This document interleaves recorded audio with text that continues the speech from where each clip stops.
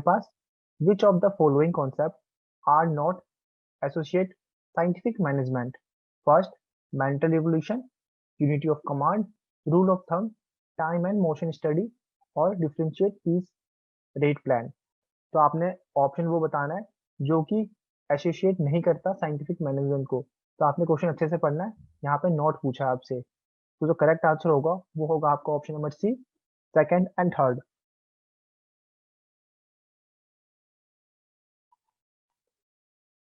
जो option number C है वो बिल्कुल करेक्ट आंसर है।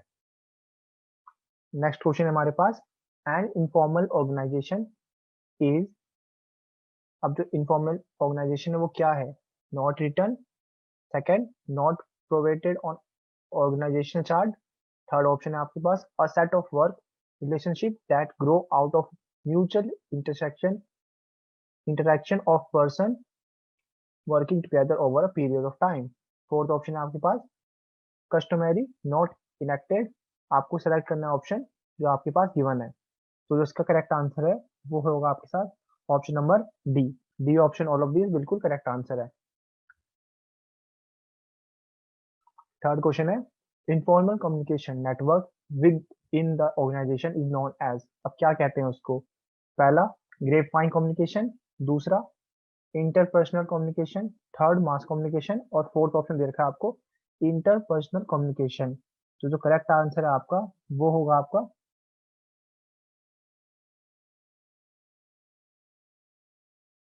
ऑप्शन नंबर ए। ठीक है, तो ए ऑप्शन जो आपका ग्रेप फाइन कम्युनिकेशन वो बिल्कुल सही है।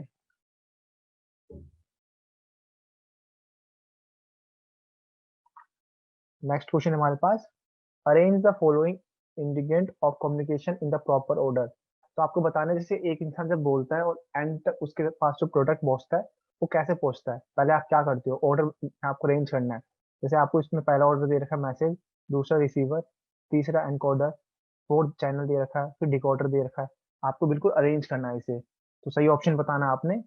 तो जो इसका जो प्रॉपर ऑर्डर होगा वो होगा आपका, पहले आएगा मैसेज, फिर आएगा आपका एनकोडर, फिर आपका आएगा चैनल, फिर होगा सेकंड ऑप्शन जो आपका रिसीवर, फिर होगा फिफ्थ डिकोडर। तो इसके हिसाब से जो आपकी ऑप्शन करेक्ट मैच हो रही है वो होगी ऑप्शन नंबर बी, 1 3 4 2 5। तो ये आपका प्रॉपर ऑर्डर है। तो ऑप्शन नंबर बी जो आपने बिल्कुल करेक्ट आंसर है तो इसे टिक कर लेना है। ठीक है, बी ऑप्शन बिल्कुल करेक्ट है। और ये क्वेश्चन काफी बार आ चुका है पेपर के अंदर, तो आपने जरूर से करना है। नेक्स्ट क्वेश्चन हमारे पास, Taylor whose thought go under the name of scientific management made two assumptions. First, the application of method of science to organization from lead to higher industrial efficiency. Second, the initiative of high wage will promote the mutually of interest between worker and managers, which in it turns will lead to higher productivity. The staff members are personally free, observing only the impersonal duties of their offices. Fourth, there is a clear hierarchy of offices. Select करना है आपने correct option using codes given below. तो आपने बताना है कि क्या कहा है हमारे साइंटिस्ट टेलर ने। ठीक है, आपको साइंटिफिक मैनेजमेंट के बारे में बताना है तो क्या कहा है। जो करेक्ट आंसर होगा वो होगा आपका ऑप्शन नंबर ए। ठीक है, फर्स्ट और सेकंड दोनों ही सही है, तो ए ऑप्शन बिल्कुल करेक्ट होगा।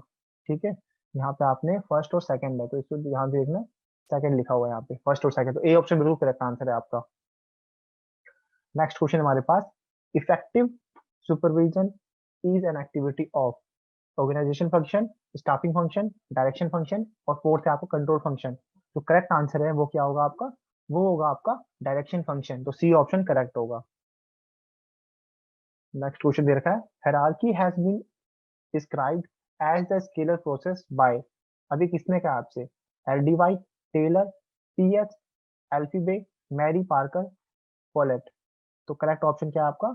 करेक्ट ऑप्शन है आपके पास ऑप्शन नंबर डी। ठीक है, तो डी ऑप्शन बिल्कुल करेक्ट होगा।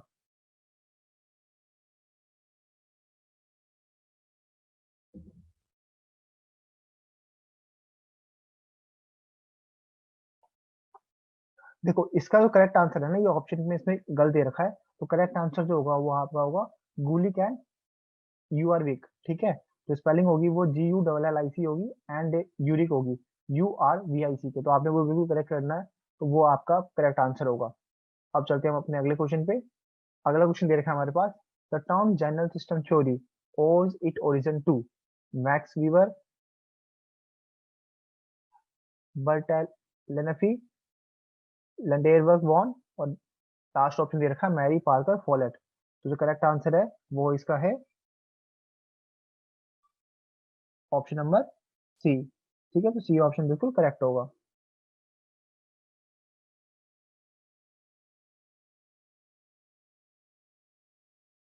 नेक्स्ट क्वेश्चन हमारे पास, arrange the following experiment conducted by Elton Mayo in the chronological order. First दे रखा है आपको बैंक राइटिंग एक्सपेरिमेंट, दूसरा दे रखा है आपको टेक्सटाइल मिल एक्सपेरिमेंट, थर्ड दे रखा है इल्यूमिनेशन एक्सपेरिमेंट, फोर्थ दे रखा है आपके पास मास इंटरव्यूइंग प्रोग्राम। तो आपने बिल्कुल अरेंज करना है इसे। तो करेक्ट आंसर होगा वो आपका ऑप्शन नंबर बी होगा। पहले सेकंड आएगा, फिर थर्ड आएगा, फिर फोर्थ, फिर फर्स्ट। ठीक है, तो ये बात आपको याद रखनी है, सेकंड, थर्ड, फोर्थ और फर्स्ट। तो बी ऑप्शन बिल्कुल करेक्ट होगा। नेक्स्ट क्वेश्चन है, personnel management is not possible. Option A where the workforce is too less, large size concern, C option number of workers so large, और D option है none of the above. तो आपने बिल्कुल correct answer पता लगाना है। तो जो करेक्ट आंसर है वो आपका ऑप्शन नंबर बी है। ठीक है, लार्ज साइज कंसर्न, तो बी ऑप्शन बिल्कुल करेक्ट है। अब चलते हैं हमारे अगले क्वेश्चन पे, विच one of the following is not the main concern of scientific management. तो मेन कंसर्न क्या नहीं है इनमें से, प्रोडक्शन, एफिशिएंसी, मैकेनिस्टिक मेथड और रैशनली। ठीक है, रैशनैलिटी। तो क्या ऑप्शन मेन कंसर्न नहीं है इसमें से? तो करेक्ट आंसर क्या होगा आपका, वो होगा आपका ऑप्शन नंबर बी। ठीक है, मैकेनिस्टिक अप्रोच ये कंसर्न नहीं है साइंटिफिक मैनेजमेंट के लिए। हेनरी फ्यूल सपोर्ट्स द, अब क्या सपोर्ट करते हैं Henry fuel? Humanistic approach, mechanistic approach, organic approach और साइंटिफिक अप्रोच। तो आपने बताना क्या सपोर्ट करते हैं वो? तो वो सपोर्ट करते हैं आपके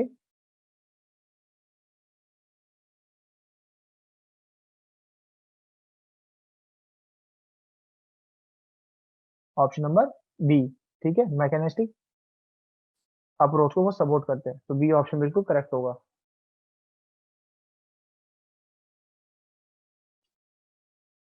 और जो इसका आंसर था आपके पिछले वाले क्वेश्चन का, वो था आपका ऑप्शन नंबर सी।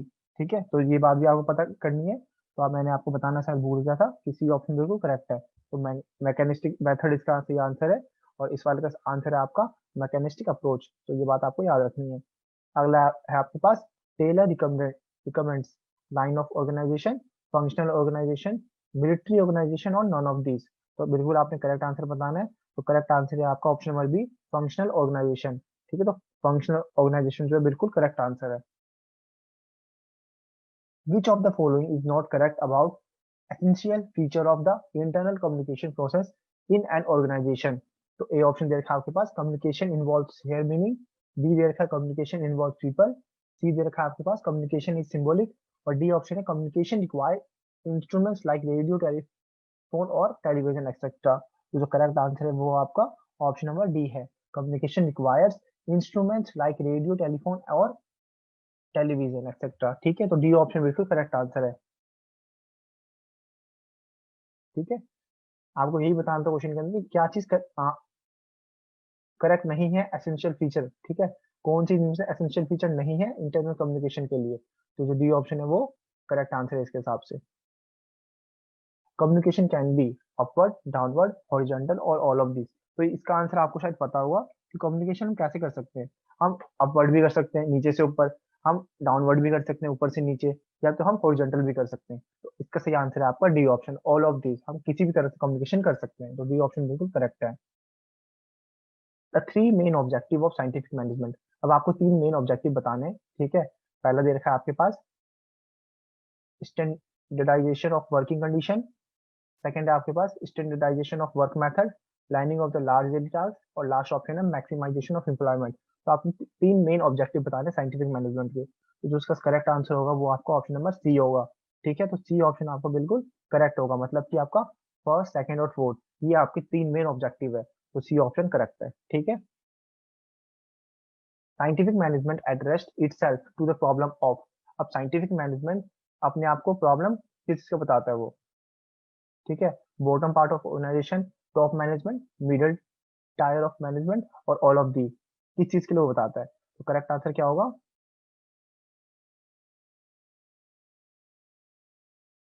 तो करेक्ट आंसर इसका भी आपका ऑल ऑफ दीज, तो डी ऑप्शन इसका भी बिल्कुल करेक्ट आंसर है।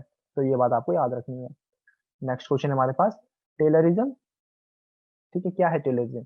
Viewed man as adjustment of man, did not emphasize of human motivation. Third है आपके पास emphasized only a limit number of psychological variables। और फोर्थ ऑप्शन है आपके पास ignore the psychological aspect। तो आपको बताना है क्या है टेलिज्म, तो करेक्ट आंसर क्या होगा आपका, करेक्ट आंसर है आपका option number D, all of this. इसका भी करेक्ट आंसर आपने डी लगाना है, तो डी ऑप्शन बिल्कुल करेक्ट है। नाइन्थ क्वेश्चन है हमारे पास।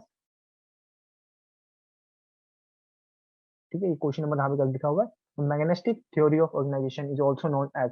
अब मैग्नेस्टिक थ्योरी ऑफ ऑर्गेनाइजेशन को और हम क्या कहते हैं, तो bureaucratic theory, scientific management, behaviourist theory और क्लासिकल थ्योरी। तो क्या कहते हैं हम उसे, उसे कहते हैं हम साइंटिफिक मैनेजमेंट। तो करेक्ट आंसर क्या होगा, ऑप्शन नंबर बी, तो बी ऑप्शन बिल्कुल करेक्ट है।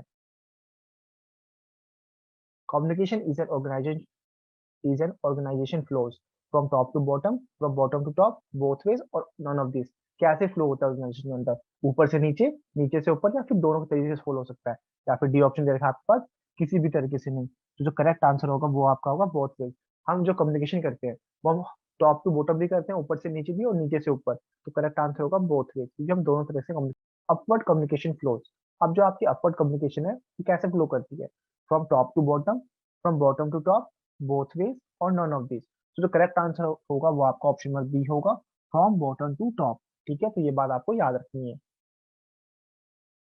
The overall goal of scientific management is. अब पूरा गोल क्या होता है साइंटिफिक मैनेजमेंट का, higher industrial of efficiency, maximisation of employment, maximisation of social welfare और ऑल ऑफ द अबव। तो जो करेक्ट आंसर है वो आपका है option number A, higher industrial efficiency. जो मेन गोल होता है आपका वो साइंटिफिक मैनेजमेंट का यही होता है, हायर इंडस्ट्रियल एफिशिएंसी। ठीक है, तो ए ऑप्शन बिल्कुल करेक्ट आंसर है। The behavioural scientist have been making contribution since the days of Hawthorne experiment, scientific management, classical theory और ब्यूरोक्रेटिक थ्योरी। जो करेक्ट आंसर है वो है आपका option number A, Hawthorne experiment. तो ऑप्शन नंबर ए जो है आपका बिल्कुल करेक्ट आंसर है। नेक्स्ट क्वेश्चन है, in which of the following ways scientific management theory is criticise. ठीक है, हम उसे क्रिटिसाइज क्यों करते हैं, because it ignores social environment, it dehumanize the workers, make wrong assumption that money is the motivator for worker, और last option आपके पास all of the above.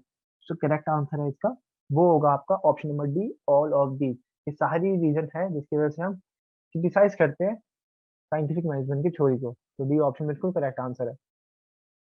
Planning function is any enterprise is. अब जो planning function है किसी भी enterprise के अंदर वो क्यों है,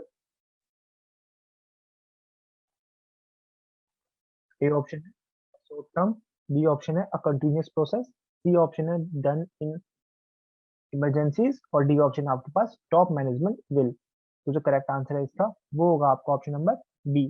ठीक है,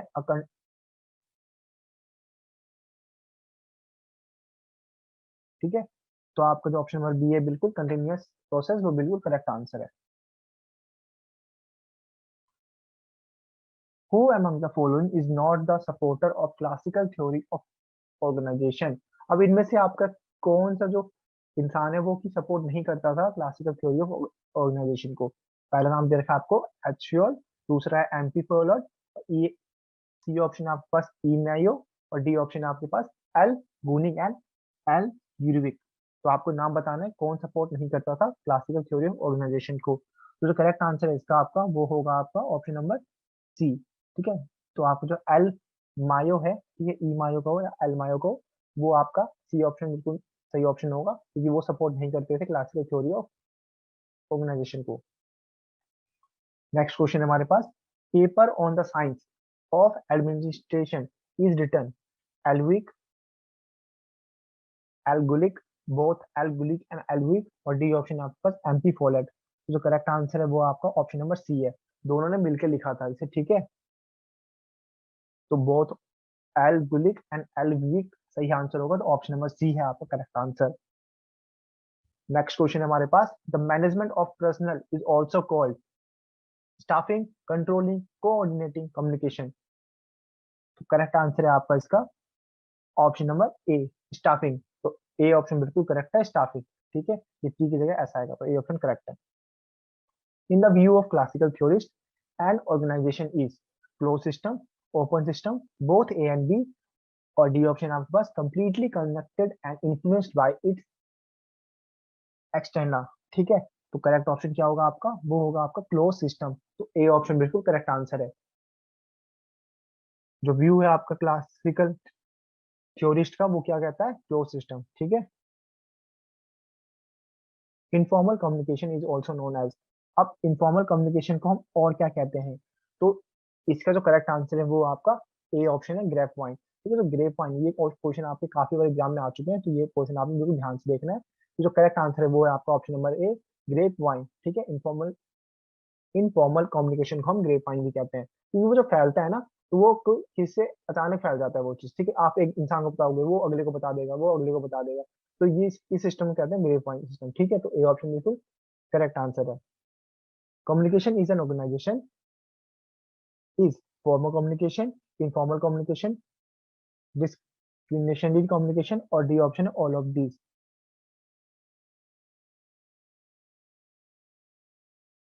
ठीक है।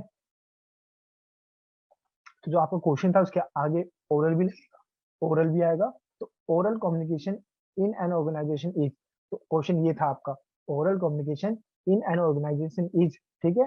तो ये ऑप्शन आपको चार दे रखा है, तो करेक्ट आंसर है आपका option number B, informal communication, ठीक है। जो ओरल कम्युनिकेशन है उसे क्या कहते हैं हम, इनफॉर्मल कम्युनिकेशन। तो ये क्वेश्चन आपने ध्यान से देखना है। मैं क्या बोल रहा हूँ दोबारा से, oral communication is in an organisation is informal communication, तो ऑप्शन नंबर बी इसके हिसाब से करेक्ट आंसर होगा, बी ऑप्शन।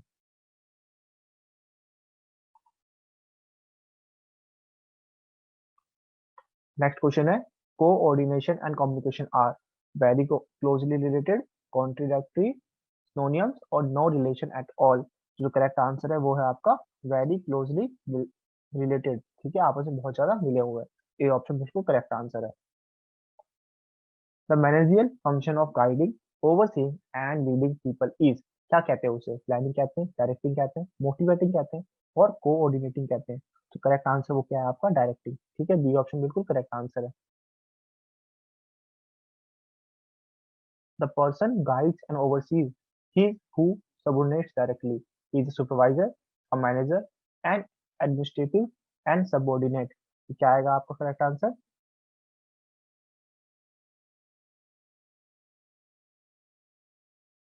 ठीक है। ये क्वेश्चन आपका इससे बहुत ज्यादा मिलता जुलता है, ठीक है। तो क्या कहोगे आप उसे, उसे कहोगे एक आप एक सुपरवाइजर, ठीक है। तो सुपरवाइजर जो होगा बिल्कुल करेक्ट आंसर है, तो ये ऑप्शन करेक्ट होगा। मैनेजमेंट बाय एक्सेप्शन मीन्स, अब क्या कहोगे मैनेजमेंट बाय एक्सेप्शन को,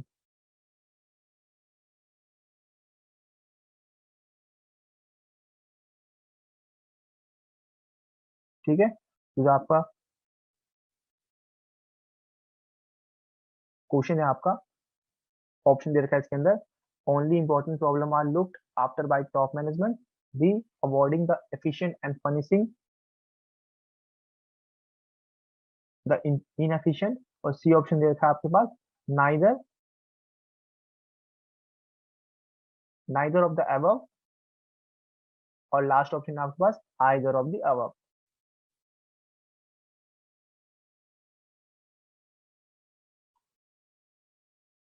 तो जो आपका करेक्ट आंसर है वो आपका ऑप्शन नंबर ए है, only important problem are looked after by the top management. तो ए ऑप्शन आपका बिल्कुल करेक्ट आंसर है।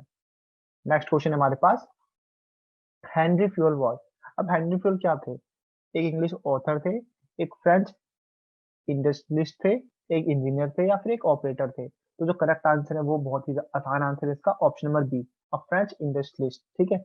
अगर आपने ट्वेल्थ में पढ़ा होगा कॉमर्स से, तो आपने उसमें पढ़ रखा होगा कि हेनरी फ्योल क्या है, अ फ्रेंच इंडस्ट्रियलिस्ट। तो बी ऑप्शन बिल्कुल करेक्ट आंसर है। नेक्स्ट क्वेश्चन है, the work of Taylor and Fayol was essentially, ठीक है। ऑप्शन दे रखा है आपको, कॉम्प्लीमेंट्री, कॉन्ट्राडिक्टरी, सिनोनियम और नो रिलेशन। तो आपने बताना करेक्ट आंसर क्या है। तो जो इस क्वेश्चन का करेक्ट आंसर है वो है आपका ऑप्शन नंबर ए, ठीक है, कॉम्प्लीमेंट्री था। तो ए ऑप्शन बिल्कुल करेक्ट आंसर है। अब चलते हैं हमारे अगले क्वेश्चन पे। Scientific management theory was formulated during, ठीक है। जो साइंटिफिक मैनेजमेंट थ्योरी था वो फॉर्मुलेट हुआ during early 18th century, late 19th century, early 20th century और मिड 20th सेंचुरी। तो जो करेक्ट आंसर है वो क्या होगा आपका, वो होगा आपका option number C, early 20th century, ठीक है। तो सी ऑप्शन बिल्कुल करेक्ट आंसर है। नेक्स्ट क्वेश्चन है, the overall goal of scientific management is. तो जो आपका ओवरऑल गोल है साइंटिफिक मैनेजमेंट का वो क्या है, maximisation of productivity, maximisation of employment, higher industrial efficiency, greater profit to producer. तो करेक्ट आंसर क्या होगा आपका, करेक्ट आंसर है आपका ऑप्शन नंबर ए। तो ए ऑप्शन आपका बिल्कुल करेक्ट है, मैक्सिमाइजेशन ऑफ प्रोडक्टिविटी, ठीक है। In this style the leader consult his team and drives them to the goal which is well defined and set with common consent.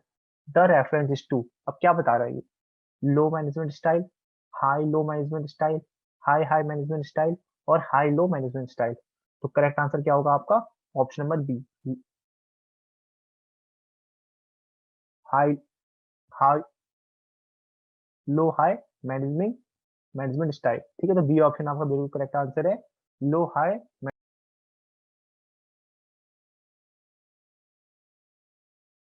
Which one of the following is the external dimension to the leaders? Task, relation, style और attitude? So correct answer क्या होगा, style। तो C option बिल्कुल correct answer है। Next question हमारे पास, behaviour factor consist personal attitude, behaviour pattern and work habit, C दे रखा है आपके पास फिजिकल फिटनेस और डी है आपके पास नन ऑफ द अबव। तो जो करेक्ट आंसर है वो आपका है option number B, behaviour pattern and work habit, ठीक है। थर्ड क्वेश्चन है हमारा, organization has no effect on the individual in the organization, acts as behavior initiating stimuli। Third दे रखा ऑप्शन आपके पास, prevent effective action in organisation और D option आपके पास ऑल ऑफ द अबव। तो जो करेक्ट आंसर है वो आपका ऑप्शन नंबर बी है, act as behaviour initialisation initiating stimuli. तो बी ऑप्शन बिल्कुल करेक्ट आंसर है, ठीक है। नेक्स्ट क्वेश्चन है हमारे पास, motivation is an element of. अब मोटिवेशन किस चीज का एलिमेंट है, प्लानिंग फंक्शन का, ऑर्गेनाइजेशन फंक्शन का, डायरेक्टिंग फंक्शन का और कोऑर्डिनेशन फंक्शन का। तो करेक्ट आंसर क्या होगा, option number C, direction function. तो सी ऑप्शन बिल्कुल करेक्ट आंसर है। A leader uses the following method, uses criticism, encourage growth, set objective और लास्ट ऑप्शन है आपके पास गिव्स ऑर्डर एंड डायरेक्शन। तो आपने चूज करना है कि कौन सा ऑप्शन सही होगा, ठीक है। तो सही ऑप्शन है आपका ऑप्शन नंबर सी, मतलब कि सेकंड और थर्ड, एनकरेज ग्रोथ और सेट ऑब्जेक्टिव। तो सी ऑप्शन इसके लिए बिल्कुल करेक्ट आंसर है। Two factor theory is related to. अब टू फैक्टर थ्योरी किससे रिलेटेड है, लीडरशिप से, मोटिवेशन से, कम्युनिकेशन से और या फिर नन ऑफ दीज। तो जो करेक्ट आंसर क्या होगा आपका, करेक्ट आंसर होगा ऑप्शन नंबर बी, मोटिवेशन से। तो ये बात आपको याद रखनी है, ये रिलेटेड है आपके मोटिवेशन से। According to the Maslow need hierarchy theory, the low level need are psychological, security, self esteem और लास्ट ऑप्शन आपके पास ऑल ऑफ दी अबव। तो जो करेक्ट आंसर है वो होगा आपका ऑप्शन नंबर ए, ठीक है। तो ए ऑप्शन आपको बिल्कुल करेक्ट आंसर है, साइकोलॉजिकल, ठीक है। According to M G Greyer, what contribute towards the leadership, knowledge, consistent discipline, atmosphere of approval या फिर D option all of the above. Correct answer है आपका option number D, all of the above. The ERG theory is related to, अब किससे related है, हैसबर्ग से, Maslow से, Adam से या एडरफर से। तो करेक्ट आंसर क्या होगा? Option number D, Alderfer. ठीक है, तो डी ऑप्शन बिल्कुल करेक्ट आंसर है। Theory X states that worker prefer to be directed. Next option है आपके पास worker exercise self direction and self control. Third option है आपके पास workers have inherent liking for work. और डी ऑप्शन है आपके पास worker do not work on their own. तो आपने बताना है कौन सा ऑप्शन बिल्कुल करेक्ट आंसर है। तो करेक्ट है आपका option number one, that is worker prefer to directed. ठीक है, worker prefer to be directed, तो ए ऑप्शन बिल्कुल करेक्ट आंसर है। What are the factor of span of control? Leadership, nature of work, time period of manager, या फिर all of the above. तो correct answer क्या होगा? Option number D, all of these. ठीक है, सारी क्वेश्चन जो ऑप्शन है आपके पास बिल्कुल करेक्ट है। Motivation is a branch of, अब किसकी ब्रांच है मोटिवेशन? प्लानिंग की, ऑर्गेनाइजिंग ऑर्गेनाइज की, या फिर कंट्रोलिंग की, या फिर स्टाफिंग की? तो आपको बताना है करेक्ट आंसर। तो करेक्ट आंसर है आपका ऑप्शन नंबर सी, कंट्रोलिंग। ठीक है, तो सी ऑप्शन बिल्कुल करेक्ट आंसर है। McGregor's theory X approximates to employee orientation, employment orientation, production orientation, D option या फिर ओरिएंटेशन इनपुट ओरिएंटेशन। तो आपने बिल्कुल करेक्ट आंसर बताना है। तो करेक्ट आंसर है इसका आपका option number C, production orientation. ठीक है, तो सी ऑप्शन बिल्कुल करेक्ट आंसर है। In equity theory the employees are not motivated when. ठीक है, इक्विटी थ्योरी के अंदर the employees are not motivated when. तो करेक्ट ऑप्शन इसके अंदर है option number B, the reward is not proportionate to work. ठीक है, तो बी ऑप्शन बिल्कुल करेक्ट आंसर है, the reward is not proportionate to the work. Next question हमारे पास, which one of the following theories is not a process theory of motivation? ठीक है, Maslow needs hierarchy, Vroom's expectancy theory, C option है आपके पास expectancy theory, the Porter and Lawler model, और D है आपके पास इक्विटी थ्योरी। तो आपने बिल्कुल करेक्ट आंसर बताना है, वो है आपका option number A, Maslow's need hierarchy. ठीक है, तो यही है आपका correct answer, A option.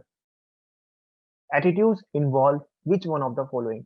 Worth ascribed to the object, pragmatic, moralistic, affective and mixed orientations, motivational and emotional, proportional and cognitive process, और लास्ट है आपके पास none of these.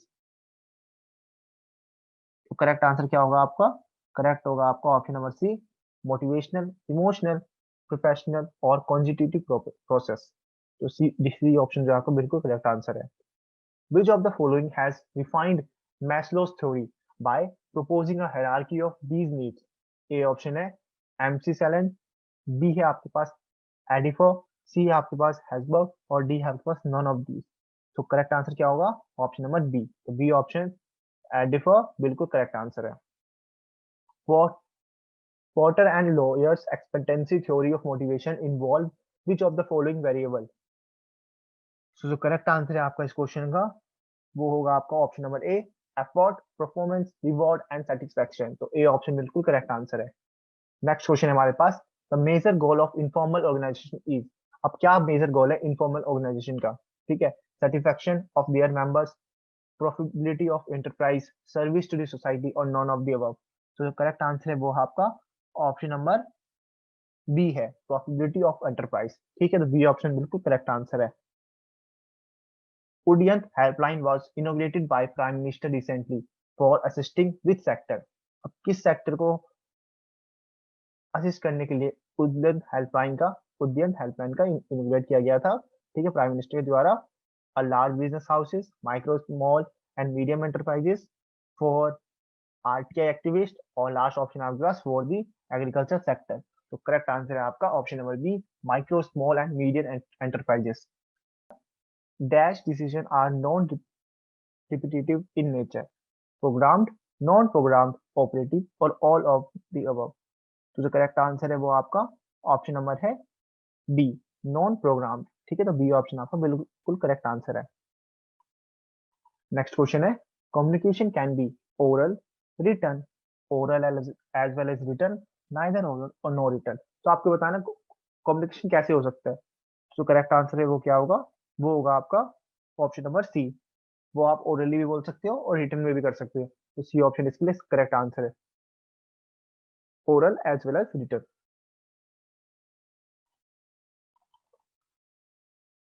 Next question हमारे पास, the term scientific management was used for the first time by. अब किसने जो term है आपकी साइंटिफिक मैनेजमेंट वो यूज किया था पहली बारी? पहला ऑप्शन है ब्यूज बैंडिस, दूसरा है आपका एफ डब्ल्यू टेलर, तीसरा आपका पास इंसेंट डी ग्रोनी 32 और डी ऑप्शन आपके पास मैक्स वेबर। ठीक है, तो सही ऑप्शन क्या है आपका? ऑप्शन नंबर डी ही है। ठीक है, तो मैक्स वेबर आपका बिल्कुल करेक्ट आंसर होगा, option number D. Next question है, the overall goal of scientific management is. अब जो आपको मोटिव है आपका साइंटिफिक मैनेजमेंट का वो क्या है? Higher industrial efficiency, maximisation of employment, maximisation of social welfare और ऑल ऑफ दीज। तो करेक्ट आंसर क्या होगा आपका? Higher industry efficiency. ठीक है, तो ए ऑप्शन आपका बिल्कुल करेक्ट आंसर है। इंडस्ट्रियल थ्योरी, ठीक है, structure theory organization is also known as. हम उसे और क्या कहते हैं? Official theory, behaviouristic theory, bureaucratic theory और साइंटिफिक मैनेजमेंट।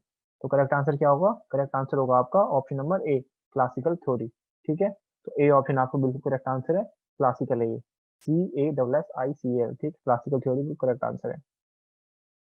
नेक्स्ट क्वेश्चन है, the most dominant theory in the field at organisation is. अब मोस्ट डोमिनेंट थ्योरी कौन सा है? क्लासिकल, बिहेवियरिस्टिक थ्योरी, ब्यूरोक्रेटिक और साइंटिफिक मैनेजमेंट। तो करेक्ट आंसर क्या होगा? इसका ऑप्शन भी आपका ए सही है, क्लासिकल थ्योरी। तो ए ऑप्शन आपको बिल्कुल करेक्ट आंसर है।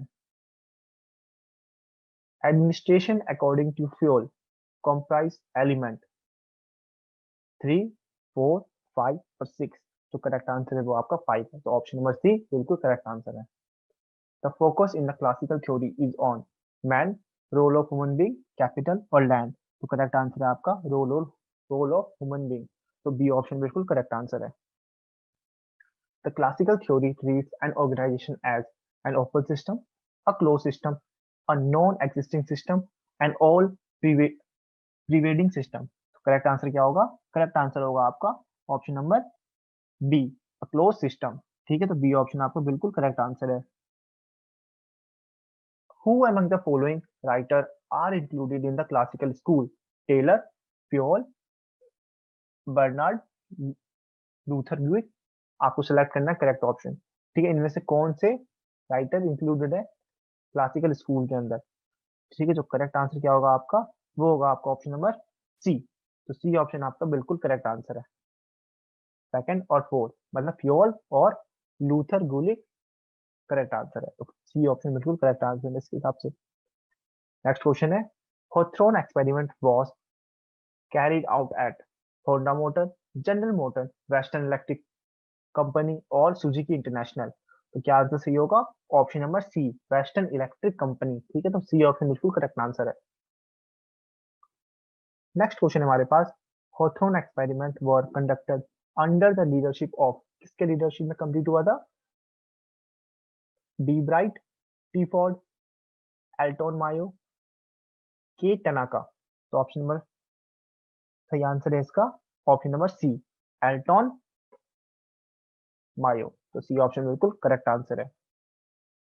Henry Fayol is famous for. अब हेनरी फ्योल क्यों फेमस है? तो इसका जो फादर भी कहते हैं ना उसे, तो उस चीज नाम से, तो आप ऑप्शन इसमें गेस कर सकते हो। तो ए ऑप्शन दे रखा है आपको साइंटिफिक मैनेजमेंट, बी दे रखा है आपको रेशनलाइजेशन, सी दे रखा है इंडस्ट्रियल साइकोलॉजी, डी दे रखा है आपको प्रिंसिपल ऑफ साइकोलॉजी। तो करेक्ट आंसर क्या होगा इसका? तो करेक्ट आंसर होगा आपका option number D, principle of psychology. तो डी ऑप्शन आपका बिल्कुल करेक्ट आंसर है। The famous book general and industrial management was written by. अब किसने लिखी है फेमस बुक जो आपकी जनरल एंड इंडस्ट्रियल मैनेजमेंट के बारे में? तो ये आपका देखो, इसमें इंडस्ट्रियल मैनेजमेंट की बात हो रही है, तो इससे भी आप गैस कर सकते हो। तो ऑप्शन क्या दे रखा है आपको? Henry Fayol, Koontz and O'Donnell, Oliver Sheldon और मैरी पार्कर फोलेट। तो करेक्ट ऑप्शन जो होगा वो आपका ऑप्शन नंबर ए है, हेनरी फ्योल। ठीक है, तो ए ऑप्शन आपको करेक्ट आंसर है। मैनेजमेंट एक, अब मैनेजमेंट क्या है? एक आर्ट है, एक साइंस है, या फिर दोनों ही है? आर्ट एंड साइंस या फिर दोनों नहीं है? करेक्ट आंसर क्या होगा इसका? करेक्ट आंसर है इसका आपके पास सी, बोथ ए एंड बी, क्योंकि ये एक सोशल साइंस है तो इसमें आपका दोनों आ जाएगा, आर्ट भी और साइंस भी। तो सी ऑप्शन इसके लिए करेक्ट आंसर है। मैनेजमेंट बाय ऑब्जेक्टिव इम्प्लाइज, अब क्या बताता है management by objective? A option दे रखा है first of all setting objective at the top, B दे रखा है simultaneously setting objective at all level, सी दे रखा है आपको setting objective to maximize profiles, और डी ऑप्शन दे रखा है नन ऑफ दी अबव। तो करेक्ट आंसर क्या होगा? करेक्ट आंसर होगा option number A, first of all setting objective at the top. ठीक है। Which of the following factor can have a lasting impairment on a person motivation to learn? तो correct answer क्या होगा इसका? तो correct answer होगा इसका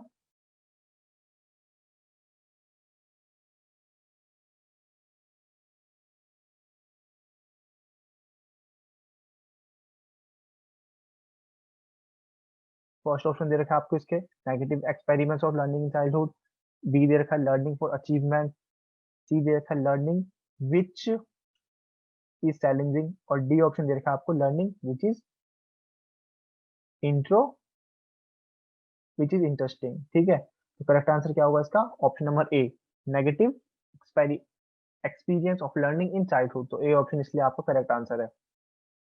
according to Massie, ठीक है, ई लर्निंग इज अबाउट, अब ई लर्निंग किसके बारे में? Computer and computing, electronic, experience और नॉन ऑफ दी अबव। तो करेक्ट आंसर क्या होगा? करेक्ट आंसर होगा आपका ऑप्शन नंबर सी, एक्सपीरियंस। तो सी ऑप्शन आपको बिल्कुल करेक्ट आंसर है। The following statement which of implies motivation correctly, तो इस ऑप्शन के अंदर मोटिवेशन बिल्कुल अच्छे से बता रखा है किस स्टेटमेंट के अंदर, तो वो स्टेटमेंट है आपका ऑप्शन नंबर डी। तो डी ऑप्शन जो है आपका exert more effort to accomplish the desired goal and the employer, employees and the government।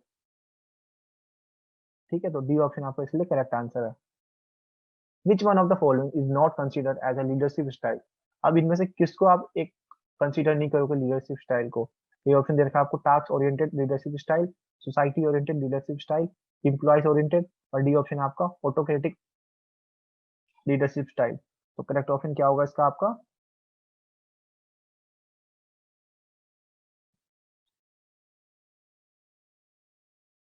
Option number B, ठीक है, सोसाइटी ओरिएंटेड लीडरशिप स्टाइल। तो जो आपका बी ऑप्शन है आपका, वो बिल्कुल करेक्ट आंसर।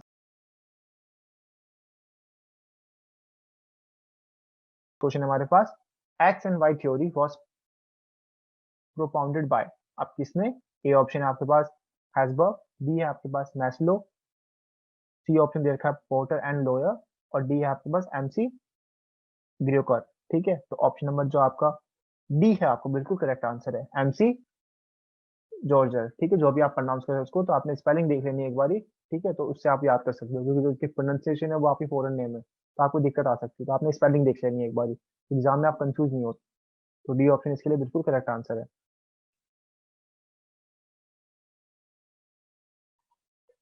नेक्स्ट क्वेश्चन हमारे पास, इन Maslow's need hierarchy theory, which of the following cannot be considered as high order needs? Safety need, social need, self-esteem need, और last option आपके पास सेल्फ एक्चुअलाइजेशन नीड। ठीक है, actualisation need. तो correct option बताना है आपने, तो जो करेक्ट आंसर है वो आपका सेफ्टी नीड, ए ऑप्शन बिल्कुल करेक्ट आंसर है। The amount of satisfaction an individual anticipate from a particular outcome is known as theory Y, theory Z, balance और रिवॉर्ड। क्या कहोगे आप उसे? तो आपने कहना है उसे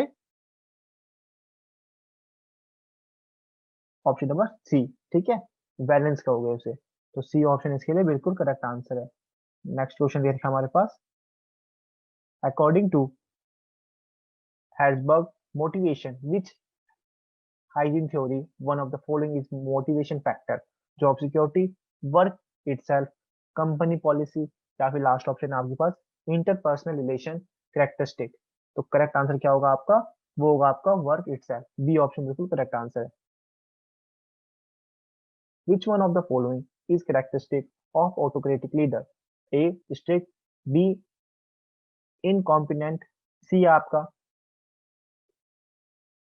बेनिवोलेंट, और डी आपका फ्री रेन। ठीक है, तो करेक्ट आंसर क्या होगा आपका? करेक्ट आंसर है आपके पास ऑप्शन नंबर ए। ठीक है, तो आपका स्ट्रिक्ट है, बिल्कुल करेक्ट आंसर है, तो ए ऑप्शन आपका करेक्ट होगा। नेक्स्ट क्वेश्चन हमारे पास, two factor theory was prepared by. अब किसने प्रिपेयर किया था टू फैक्टर थ्योरी, वो बताना आपने। तो वो प्रिपेयर किया था आपका हेल्सबर्ग ने, तो ए ऑप्शन इसके लिए बिल्कुल करेक्ट आंसर है। ठीक है, तो ए ऑप्शन करेक्ट आंसर होगा। अब चलते हैं हमारे अगले क्वेश्चन पे। The great man theory of leadership led to the rise of. ठीक है, ए दे रखा है आपके पास the behaviour theory leadership, B दे रखा है थ्योरी ऑफ लीडरशिप, सी दे रखा है the situational theory of leadership, और डी ऑप्शन है आपके पास नन ऑफ द अबव। तो करेक्ट आंसर क्या होगा? तो करेक्ट आंसर होगा आपका option number B, theory of leadership. तो बी ऑप्शन आपका बिल्कुल करेक्ट आंसर है। In this style, the leader keeps his team in good humor, underplays problem, followers to get things done.